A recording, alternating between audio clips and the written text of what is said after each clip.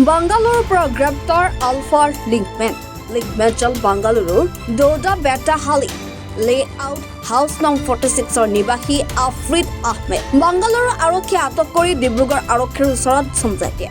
আৰক্ষীৰ সূত্ৰে জানিব পৰা মতে আফ্ৰিদ আহমেদ আন চিম কাৰ্ড ব্যৱহাৰ কৰি আলফাক হোৱাটছআপ সক্ৰিয় কৰি দিছিল। মৰাণ আৰক্ষী থানাত ৰুজু হৈ থকা বহুকেইটা গোচৰৰ ভিত্তিত গ্ৰেপ্তাৰ কৰে আফ্ৰিদ আহমেদক। সম্প্ৰতি মৰাণ আৰক্ষীৰ জিম্মাত ধৃত আফ্ৰিদ।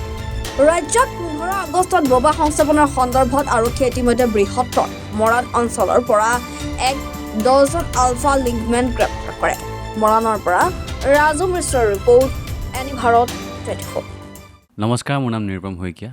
এনি ভাৰত 24 এটা নতুন অনুষ্ঠান লৈ আহি আছে, জুবিনৰ গানে কি আনে। তাৰ অডিশ্যনসমূহ অসমৰ প্ৰত্যেকটো ডিষ্ট্ৰিক্টত হ'ব আৰু এটা ৰিয়েলিটি শ্ব' হয়। আপোনালোকে দিয়া ফোন নম্বৰ যোগাযোগ কৰিব পাৰে আৰু আপোনালোকৰ ওচৰলৈ এনেও গৈ আছে তেওঁলোক, আৰু আশাবাদী যে আপোনালোকে এই অনুষ্ঠানটোত ভাগ ল'ব আৰু আশা থাকিল যে আমি খুব সুন্দৰ সুন্দৰ গায়ক দেখিবলৈ পাম। ধন্যবাদ।